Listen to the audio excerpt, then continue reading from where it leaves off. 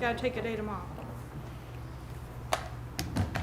Stand for and join us for the invocation led by Pastor Stella of the Fresh Start Fellowship Church and the Pledge of Allegiance from Larry Peoples. Lord, it is good to be together. Lord, I pray that as these folks have gathered together to lead, to plan, to take care of our city, that you will bless what happens here tonight, that you will take care of these people, that you will guide them to do their very best to represent all of the citizens that have put their faith in them. Lord, I pray for a good meeting tonight. I pray for a great time together. In your Son's name, amen.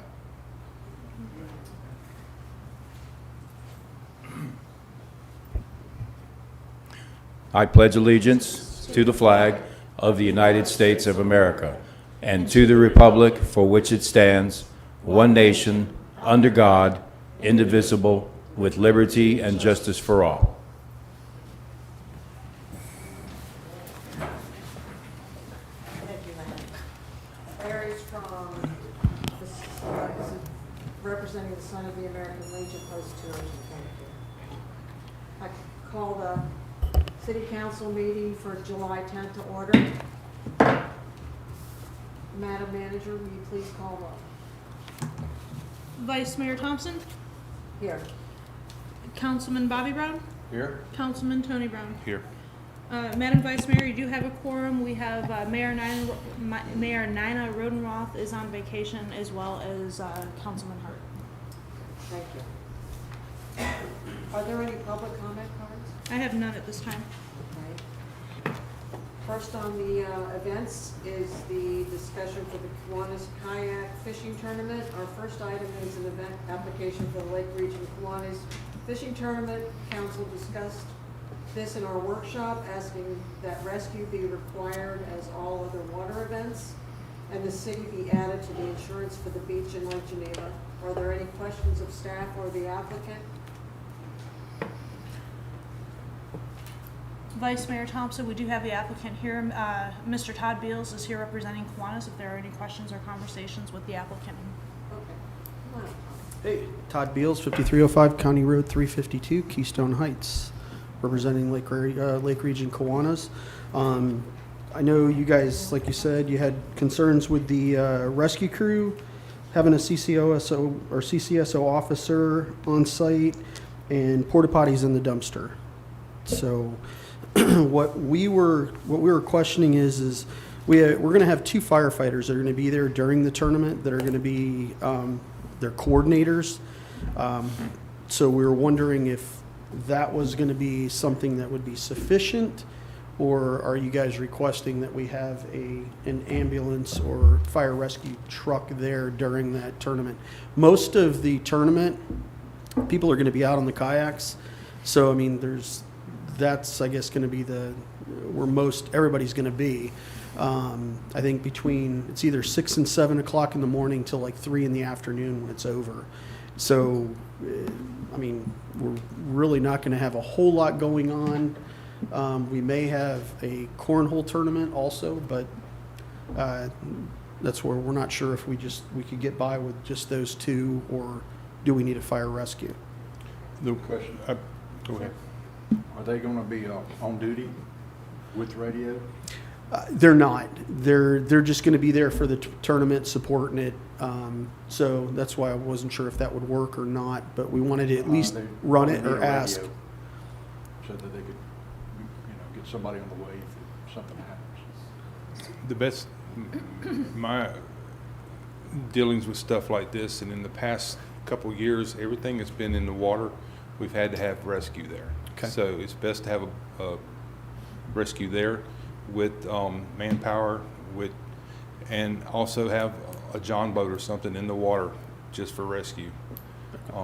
That's how we've been doing it the past couple of years with these water sports we've had. I know that they're going to be out further, but it's better to be prepared and not be prepared. Even though, I mean, you might even have some firemen out there fishing, So, but if you have staff that's all they're supposed to be doing, and they're there, And with the sheriff's department, I mean, right now, this is the first time y'all have done it, so you don't know what kind of numbers you're gonna have. Right. But I would definitely plan for Clay SO to be there to, for traffic and And stuff. one thing we wanted to ask, normally, like for our other tournaments and stuff, or not our tournaments, but our other events, like the parades and stuff like that, we normally will pay for the CCSO officer up front, and then we would ask the city if they would refund us for that. I don't know if that's something that we can look into or even, put into a budget. I know it would have to be something that you guys would talk about, and it would have to be in the budget. The event's going to be on March 16th, so I don't know if that's enough time for something like that to be added into a budget. The only question I have with that, and that's the staff, is if somebody's making money, I mean, I know they're nonprofit, but if they're making money, can we do So- something like that? This is something that we'll be discussing with the budget and finance as we move forward, because it was set by council when council, years ago, when council started agreeing to paying for safety and security, when the sheriff's office not changed their policy, when the sheriff's office implemented their policy here in Keystone Heights as well as the rest of the council, or the county, was that our organizations paid for the deputies, because I will tell you, there is a lot of back and forth, and sometimes deputies are replaced on the spot, and so getting those checks from the city can be difficult, as we require 2 signers and things of that nature, and then we reimburse. There is one organization that chooses not to do that, and so we'll have to discuss our policy moving forward on if it's a reimbursable from those that are putting on the event, or if we're paying up front, just so that we can have it in black and white and in policies, set that forward. And then also, as we go through budget, what our tax dollars are going for. I know that there's been a lot of conversations. I've had a lot of individual conversations as far as, and I'll say, tightening our belt and what that looks like, what services we're going to offer, and where those cuts are going to come from. So that's something that I don't know right now. You are in a position to be able to make those decisions, as we haven't reviewed the budget for next fiscal year. Right, so we'll discuss it at the next financing. Okay. The other thing, I guess, was porta potties and dumpster. As far as porta potties, I don't know if we would necessarily need, Those we'd have the in- restrooms. Those are conversations. So the city, I'll tell you, we're very excited to allow for this type of event to be hosted. Mhm. As we move closer to the event, as you have done with other events, if you'll approve the event and its nature with further conversations between city staff and the applicant, if it's only looking like 50 people or so, then a portalet and possibly dumpsters not necessary. We can make those arrangements. If it's looking like 300 people, then yes, we're gonna have to look at different portalets or dumpsters and different amenities. So that's a conversation that if you choose to, you can approve the event with additional conversations and stipulations done by city staff as we go through this often, and then we can talk amongst that. Okay, yeah, because like I said, I think most of our stuff for that type of stuff, the people that are in the tournament are going to be out on the lake all day. So I think the only time we'd really need the bathroom is probably when they all run in at 3 o'clock and say, I'm first. And then as far as as far as the trash goes, I think that's probably going to be at a minimum, and it's probably something that we as the Kiwanis group can probably maintain the trash cans, and then we'll just haul off whatever trash we have if that's something we need to do. And those are all things that can be stipulated once the event is approved by council, handled at an administrative level. Okay. I make a motion, we go ahead and approve this event for Keystone Heights, Lake area, Lake area Kiwanis. Lake area Kiwanis. Yeah. I still would like the 2 firemen that volunteer. I'd like to see them have a handheld, something. Well, I think that's what they were saying. And We have to have a that's- rescue. Yeah, We- and we- those There. are the requirements when we've had water events in the past, is a rescue unit. Even with our 4th of July, a rescue unit is here present. That's part of it, so that it's not necessarily an EMS, but it's rescue EMTs that are certified that can call quickly for those backup services if need be, and someone who can check them out. So it will be that will be an on-staff, Good. on-call because they know what they're gonna need. Oh, yeah. You go through a 911 operator and, you know, You want I'll go ahead. would you want to second that? I'll second. Tony? All approved? Oh, yeah, I'm good. Aye. Aye. Motion passes. All right, thank you, guys. Thank you. Thank you. Next on the agenda are resolution and ordinances. Manager, would you please explain this agreement? We need Oh, to, I'm sorry, let me say the resolution. It's 2023-04 FDOT road maintenance agreement. I make a motion, we read by title only. Second. Motion passes.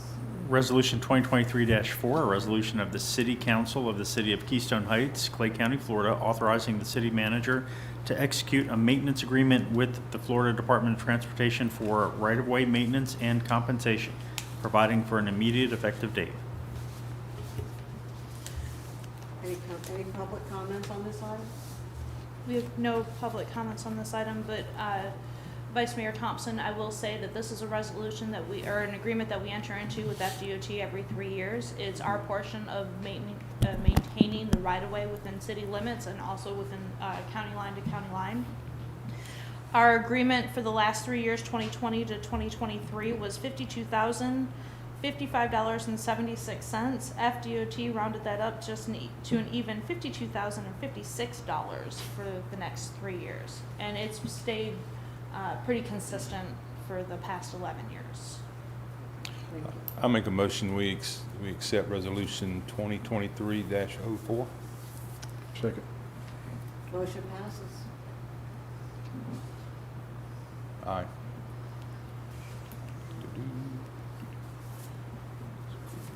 Okay.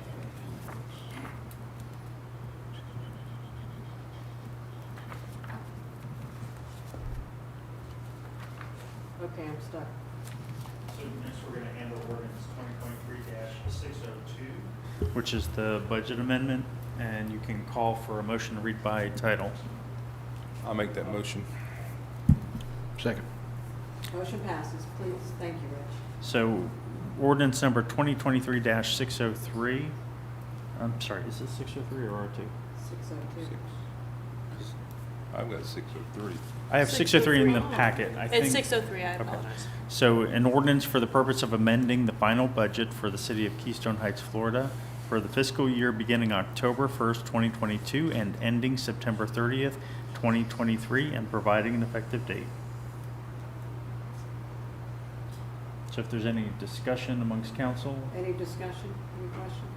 and if not, if there can be a motion to I approve. make the motion for ordinance 2023-603 be approved. A second. Motion passes. Well, hold on, after the motion, after the second, then you Oh. take the vote. Okay. Aye. All those in favor? Aye. Aye. Motion passes. Thank you. And Thank you. Madam Vice Mayor, this will come before council in August for second reading and final adoption. Okay. Thank you.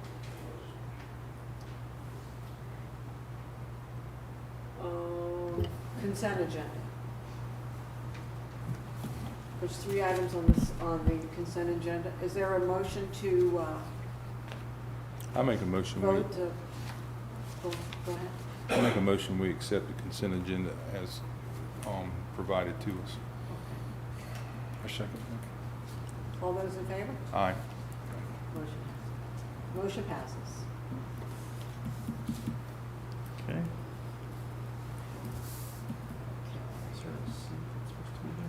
Are there any items Yes. to be pulled from the consent agenda? No, you already approved it. We already did, oh, we, okay, I'm sorry. So next, we're on to 5A, the Keystone Heights Airport Authority. I was on the wrong page, thanks, Rich. No problem. I was trying to look because Okay, I'm missing thank something you. on my notes. We're going fast here. Okay, we've got 3 items on the agenda, and it's the Keystone Heights Airport Authority, which will be tabled until next month, as well as item B, alcohol at the Keystone Beach. The last item is the maximum millage rate for fiscal year 2023 to 2024. Do I have a motion to vote on that? I have a motion that we set the millage at the 4.2901 as it's been. That's the one that it's been like that the past 5 or 6 years. I think it's been longer than that. It's been about It's been 7. Yeah, it's been almost as long as I've been here. Okay. Is there a second? Second. All in favor? Aye. Aye. Motion passes. Just so there's no confusion, you did not set the millage rate. This is just the maximum by which the city council will receive a tentative budget and tentative millage, and then a final budget and final millage. Thank you. Okay, on item 6, on the committee reports and recommendations, the first is budget and finance. Madam Manager? The budget amendment for this fiscal year was approved. We will be setting a budget and finance meeting for later on this month and to move forward with our next fiscal year budget. Mr. Hart is on growth management. He's not here tonight. Item C, Keystone Heights Airport Authority Chairman, Mr. Kirk. Good evening, Vice Mayor Thompson and council members. There are 2 projects that the airport had undertaken this year, both being funded by the FDOT Aviation Spaceports as well as the FAA. The first one, the taxi lane rehabilitation project, is now 100% complete. Final invoices and reimbursements are being submitted and processed for that project. The second project deals with lighting for our secondary runway 1129, and TCA Electrical Contractors was the low bidder for that project. Construction is scheduled to begin the 1st of October or as soon as the contractor can obtain materials and mobilize the equipment necessary to complete that project. And as I mentioned earlier, both of these are 100% funded by the FAA and FDOT. Crawford Powell, who is the president of Clay, Florida Economic Development Corporation, and I met with a prospective tenant wanting a half-acre ground lease at the airport. Site details are being finalized, and also we've gotten estimates from Clay Electric to extend 3-phase electrical power to these sites, and the potential tenant will be dealing directly with either AT&T or Comcast for high-speed broadband.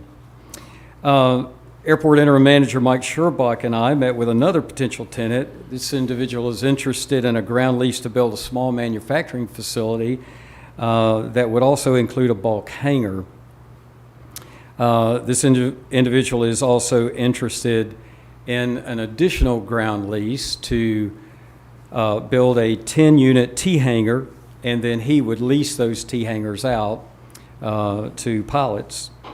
Mike showed this individual 3 different sites, and we're going to meet again to finalize sites and then establish ground lease rates for both of those.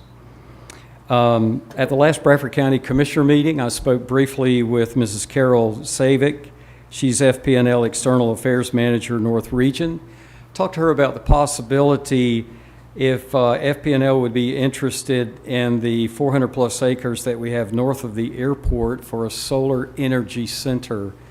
One of the things that makes this site an ideal location is their 230 kV transmission line runs through the airport along State Road 100 and would also be in close proximity to this 400-plus acres. So one of the nice things about it, too, in the past, the FAA had frowned on solar energy centers close to an airport because the panels were reflective and could create glare. The new panels now are a non-glare type surface, so it's not an issue now being in a close proximity to the airport. So not heard back from her. She was going to forward my information on to another individual there with FP&L and began looking at the possibility of maybe making that a reality. That's all I have. Any questions? Yes, sir. Yes, sir. On the lease, they're talking about building a new hangar facility. How many units, airplanes would that hold? 10. 10, okay. So they build it, and they only lease out 2. Are they gonna give us a flat rate and then we charge them, and how's that gonna work? We'll work those details out. Right now, what we would have to provide them, and again, under the FAA guidelines, we would give them a ground lease. We would negotiate a ground lease for that 10-unit T-hangar facility, and then they would be paying the airport for that ground lease. They, in turn, would rent out each individual hangar to pilots with airplanes. Okay, and who's gonna do, like, for the power? Like Clay Electric's gonna bring power in there? There's any kind of construction charges or anything? Clay Electric provides service to that, to all of the airport. Okay, good. That's all. Any questions? Yes, Sure. on the same subject.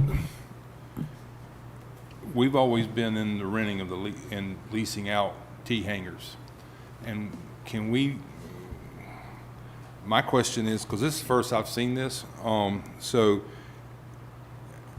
have we ever had an individual ever lease out to other people? I mean, I thought this is what we were in the business for, is building T-hangars, and we lease them, and not have somebody come in and do what we're doing. And I feel like there's going to be competitive pricing and stuff like that. I mean, I don't understand that. So I know it's just in the works, but I'm right now I would say I'm concerned about that. So, because I don't know what's going on with it. So, but I know that the airport has always been the ones that we're building the T-hangars, and we're leasing those T-hangars out and not having somebody else come in and do it. So It appears to be like a conflict. Well, it's not a conflict. What it is we have, in our 5-year plan with the FDOT, we had a set of 10-unit T-hangars in there. Unfortunately, because the FAA required us to rehab the taxiway, those monies got shifted to that to help pay for that. So our next set of T-hangars that are in our FDOT 5-year plan is 2025.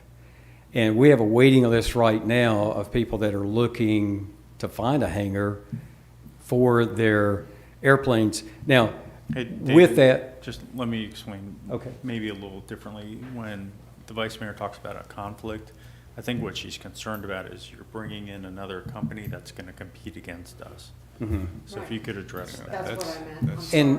and we have thought about that, and once we get, before we would move forward, we would have to have an agreement with that individual or company to make sure that there is not that competition that they have. I can tell you only because we looked at it from a standpoint, a set of T-hangars, 10-unit T-hangars is going to run about $1.2, $1.3 million to construct.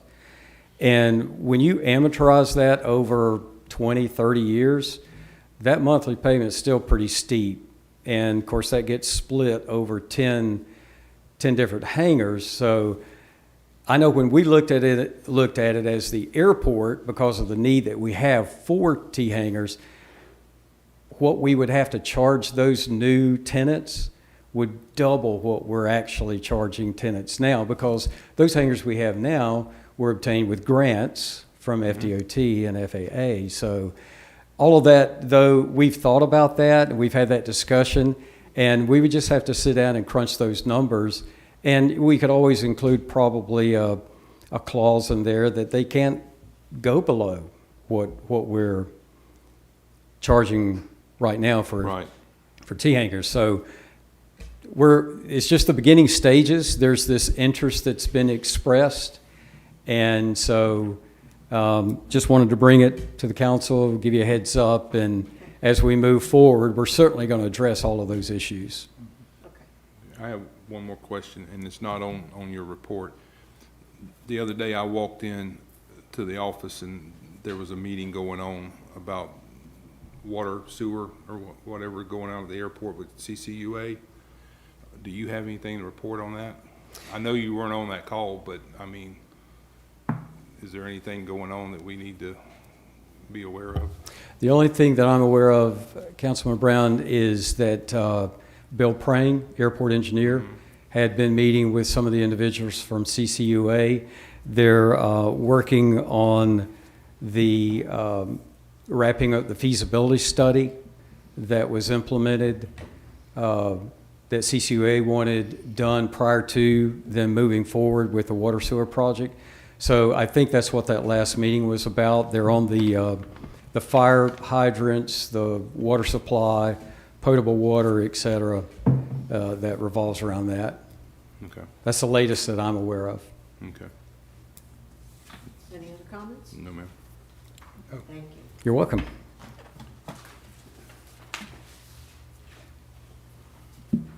Planning and zoning, Mr. Caskey? The only thing that I had to report for planning and zoning is that Popeye's Chicken is looking at, and this is nothing set in stone, but they're looking at the end of August before their grand opening. Okay. Thank you.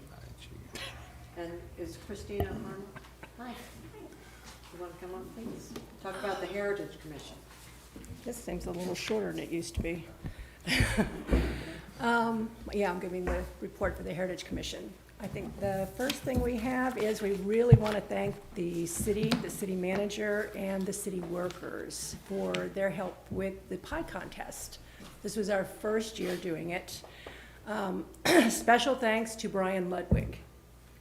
It was Brendan. Yeah. He had very short notice and did a wonderful PR campaign on Facebook and everything. And so we had a great response, only 3 entries, but a lot of people wish they had known about it. We'll get the word out better next year. But, and we'll do it every year. It turned out well. Let's see, we don't have a meeting this month.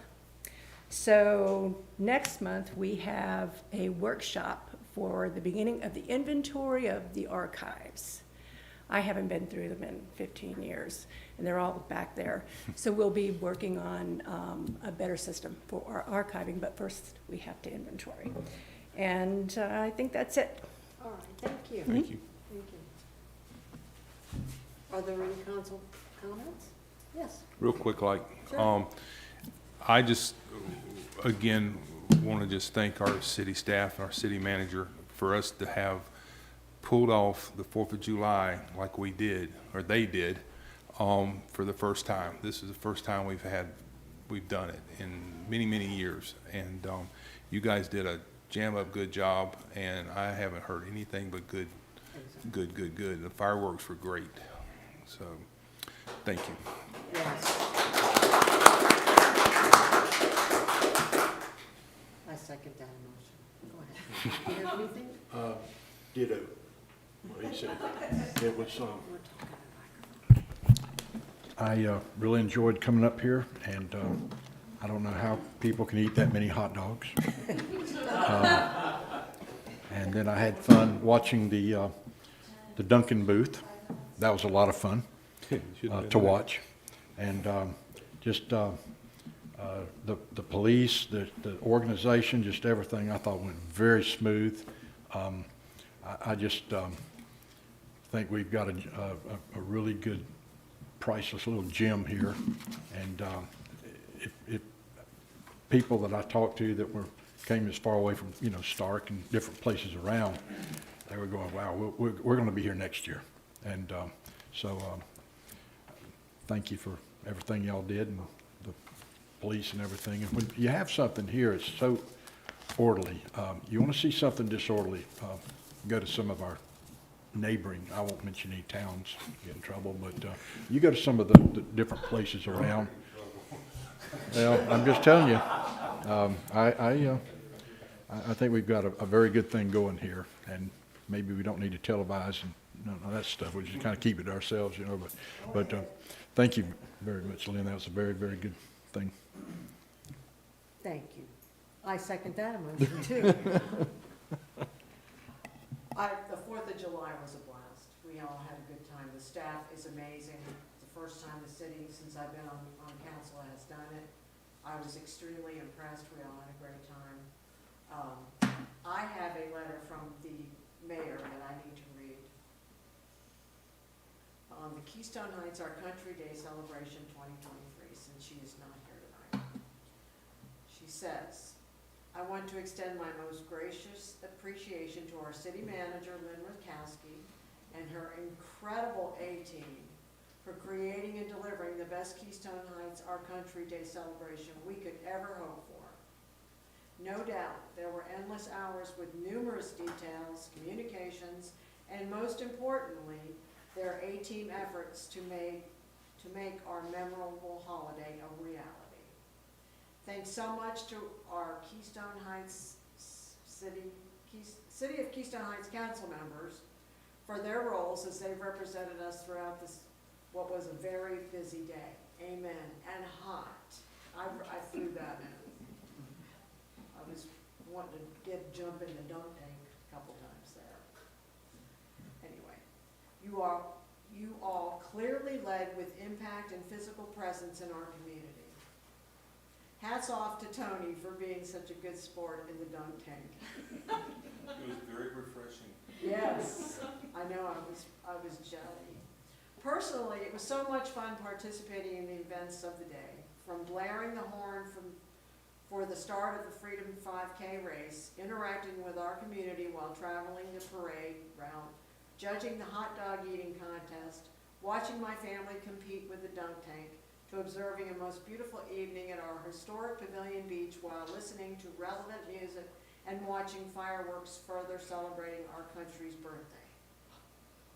It goes without saying, our amazing sponsors, vendors, and our City of Keystone Heights Super A-Team delivered a most memorable 55th Our Country Day Independence Day celebration.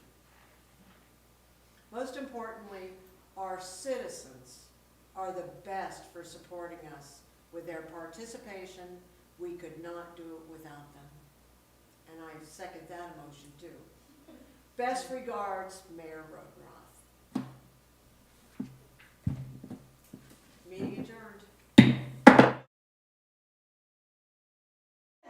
I'm sorry. It's not, I take that back. That was a good letter to close on. Man. I'm sorry. Go ahead, Ms. Rodenroth. Rutkowski. Ms. Rutkowski. I'm sorry. I so needed that.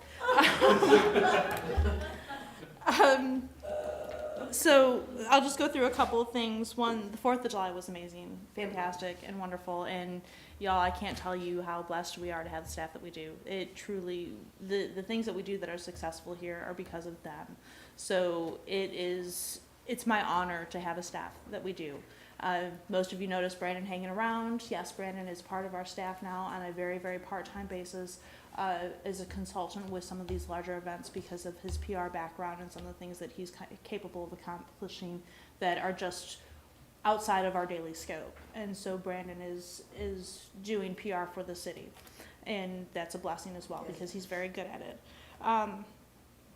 I want to thank council for their participation. I'll say I've been with the city.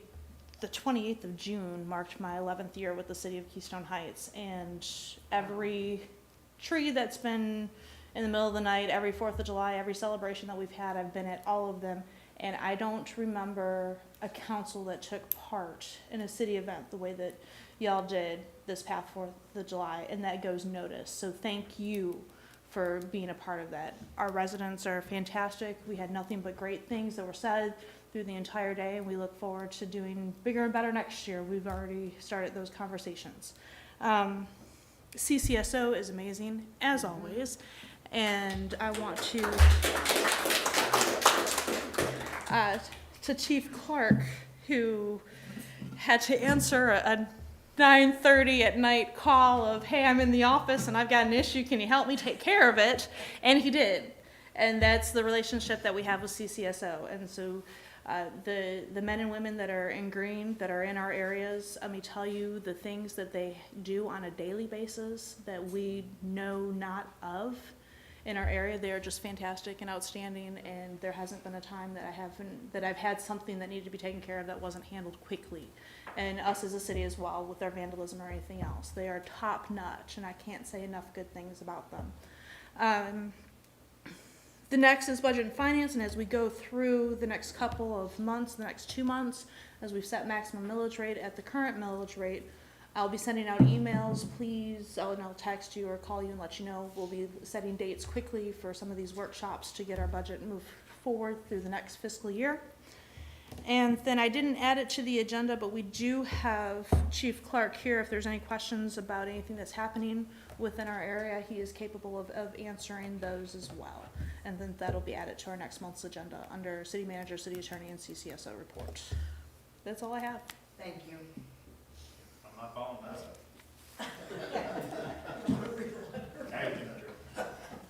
Meeting adjourned, thank you.